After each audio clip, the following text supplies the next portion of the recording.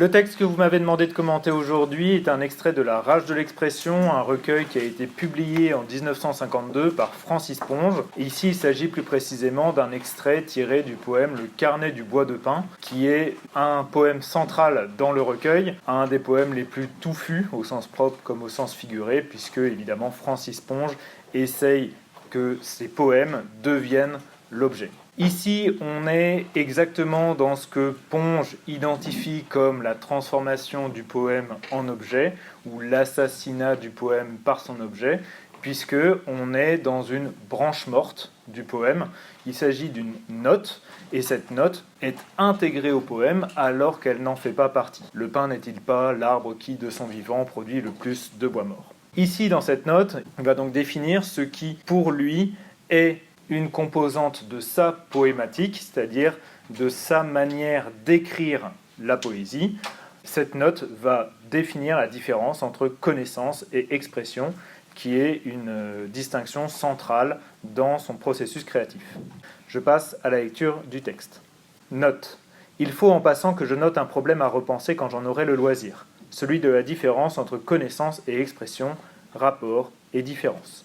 C'est un grand problème, je m'en aperçois à l'instant. Petitement, voici ce que je veux dire.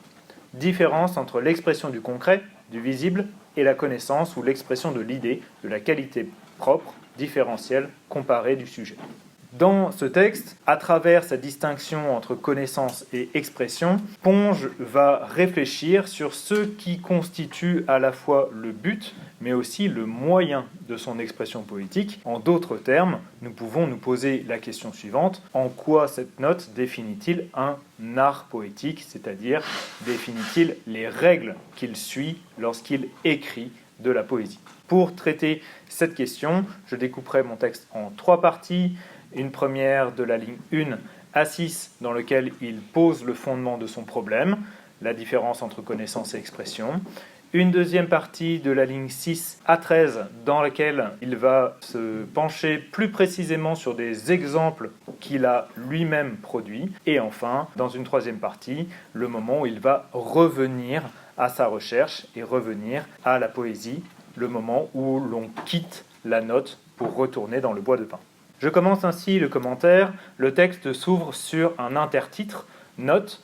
C'est assez rare dans le recueil. On en a toute une série, notamment dans le Carnet du bois de pin, avec les intertitres variantes par exemple. Mais ici, il s'agit d'un cas unique, un intertitre note. Et cet intertitre va être important à plusieurs niveaux. Premier niveau, il va s'agir par cet intertitre de le séparer du reste du texte. De la même manière, puisqu'il est une note, c'est-à-dire quelque chose que l'on va ajouter, comme pour y repenser, c'est dit dès la ligne 2, elle s'intègre dans ce que Ponge définit comme la rectification continuelle de l'expression, qui est définie dès Berge de la Loire comme sa poématique, sa manière d'écrire de la poésie.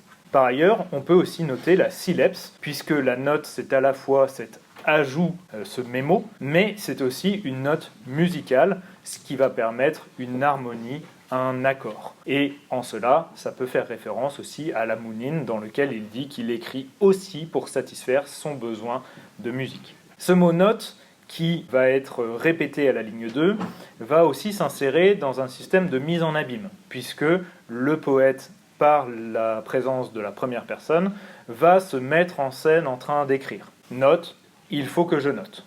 Par le biais du complément circonstanciel de manière, en passant, on peut aussi noter la mise en abîme avec le bois de pin.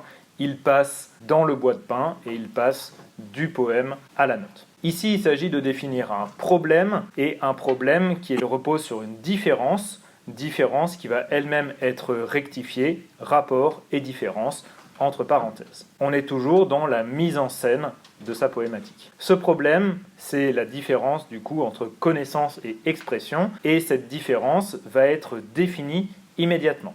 Il est intéressant de montrer que le complément circonstanciel de temps, quand j'en aurai le loisir, qui a priori désigne un espace futur, va être actualisé immédiatement.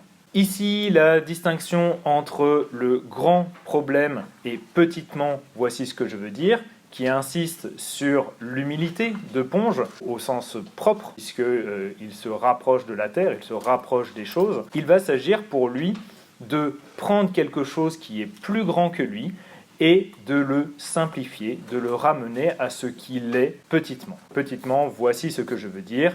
Ce processus de simplification va passer par une dénomination, une expression poétique. Cette différence, on note la répétition permanente, va se faire de manière chiasmatique. Connaissance et expression, ligne 3, expression et connaissance, ligne 5. Ici, il va s'agir de tourner autour de son sujet, et son sujet est bien l'expression poétique. C'est d'autant plus l'expression poétique puisqu'il va définir la connaissance comme un type d'expression, la connaissance ou l'expression de l'idée. Donc, on va véritablement tourner autour de cette idée de poématique. Comment est-ce que j'exprime poétiquement ce que je veux dire? Et le « ce que je veux dire » va avoir deux pans.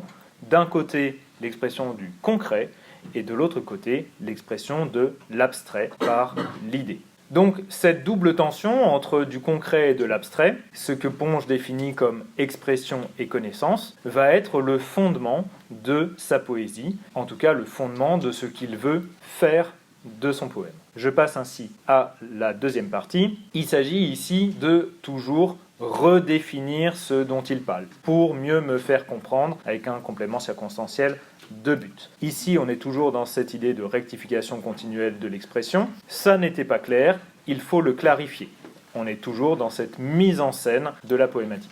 Cette mise en scène va passer par l'analyse de certains poèmes, c'est-à-dire des exemples précédents, que Ponge qualifie, toujours entre parenthèses, de ratés. L'énumération qui suit, La grenouille, La danseuse, sont des références à des poèmes qui ne sont pas encore publiés à l'époque de La rage de l'expression, puisqu'ils seront publiés uniquement en 61 dans un recueil qui s'appelle sobrement Le Grand Recueil. Mais l'oiseau fait référence aux notes prises pour un oiseau, le guêpier peut faire référence à la guêpe, et ce dernier, Le soleil dans le bois de pin, peut faire référence évidemment au carnet du bois de pin. Donc ici, on a vraiment une réflexion en direct sur un processus d'écriture en train de se faire.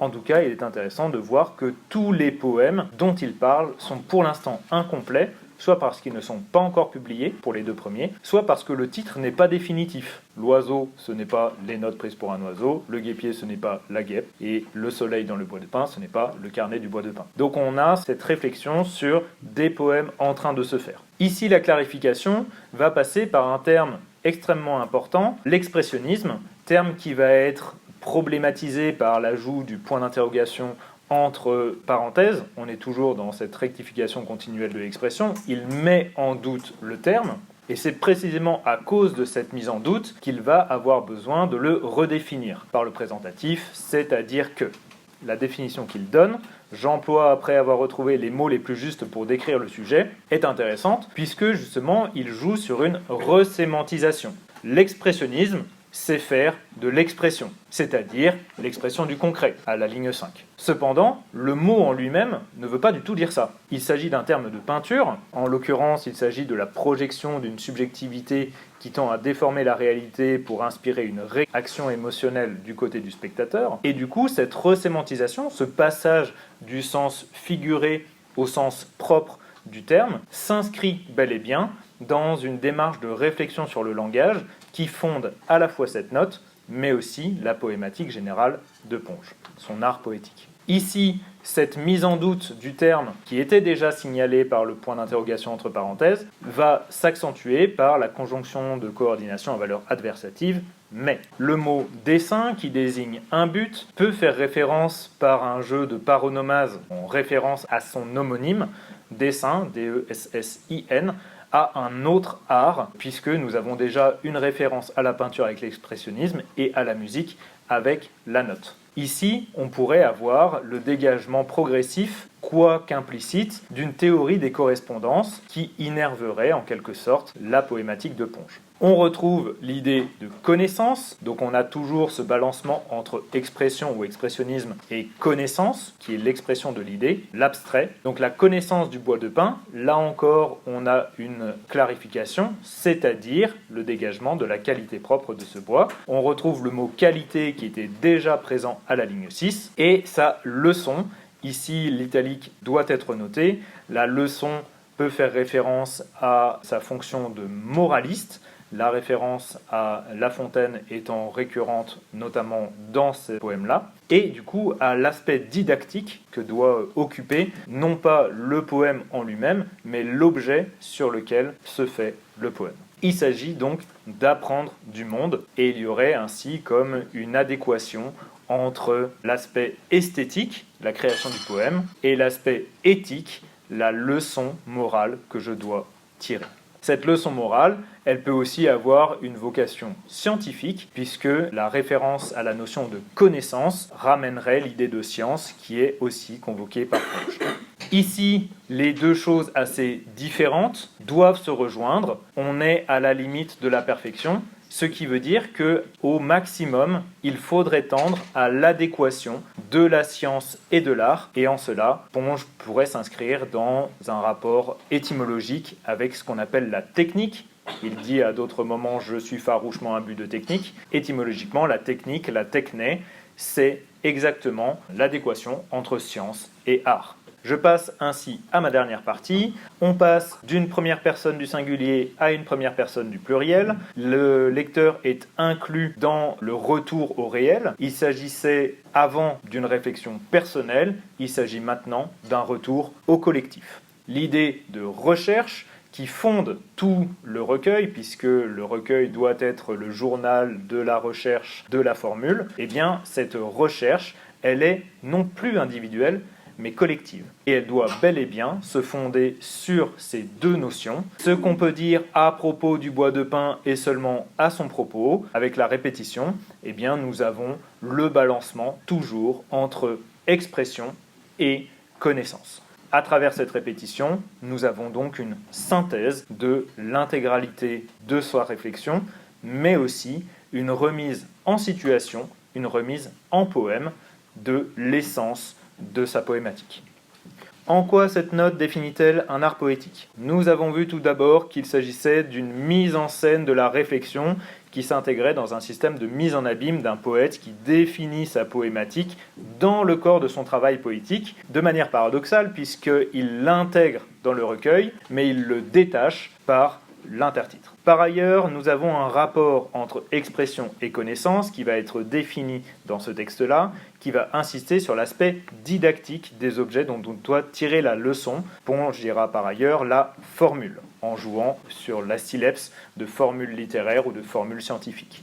Ici, la poématique pongienne va intégrer cette visée paradoxale. Elle doit être à la fois scientifique et morale. Deuxième point d'intérêt, la rétrospection sur son propre travail, tant au point de vue théorique que pratique, va définir la poématique pongienne ou son art poétique au travers d'une écriture qui est circulaire, ce que vont traduire notamment les nombreuses énumérations, et l'intégrer à ce qu'il définissait pour le coup théoriquement dès le premier poème comme une rectification continuelle de l'expression. Enfin, ce sera le troisième et dernier point, il s'agit de voir que cette poésie s'inscrit dans une théorie des correspondances qui va convoquer la musique, la peinture et le dessin par le biais d'un certain nombre de syllèpes ou de resémantisations. Ici, la poématique pongienne va s'intégrer précisément à un travail de l'expression au sens propre et donc reposer sur la question du langage et des problèmes qu'il pose. À travers ces trois points, le rapport expression-connaissance, la mise en scène de son propre travail théorique et pratique et l'inscription dans la théorie des correspondances, Ponge va non seulement de manière implicite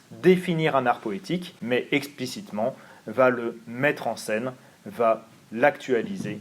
Il s'agit ici à la fois d'un aspect théorique et d'un aspect pratique de son écriture. Je passe ainsi à la question de grammaire. Vous m'avez demandé de traiter des propositions subordonnées conjonctives circonstancielles dans la première phrase du texte. Une proposition subordonnée conjonctive est une proposition, c'est-à-dire un ensemble de mots organisés autour d'un verbe qui est introduit par une conjonction de subordination. Nous en avons deux dans notre phrase. Le « que » qui introduit « que je note un problème » et le « quand » qui introduit « quand j'en aurai le loisir ». Que je note un problème occupe la fonction COD du verbe falloir et n'est donc pas circonstancielle. Pour ce qui est de la deuxième proposition, elle répond à la question quand et occupe donc une fonction de complément circonstanciel de temps. Il s'agit donc d'une proposition subordonnée conjonctive circonstancielle. On pourrait rajouter l'analyse de deux verbes qui ne sont pas techniquement conjugués, mais qui sont à une forme non conjuguée, en l'occurrence un infinitif, repenser, et un gérondif, en passant. Pour ce qui est de ces deux verbes, nous n'avons pas de complément exprimé. Par contre, il y a des compléments sous-entendus. En l'occurrence, repenser possède un complément sous-entendu qui est problème. Repenser le problème, COD. On peut donc considérer que à repenser constitue une proposition infinitive qui du coup sera complément circonstanciel de but par rapport au verbe noter. Elle sera donc bien une proposition subordonnée conjonctive circonstancielle.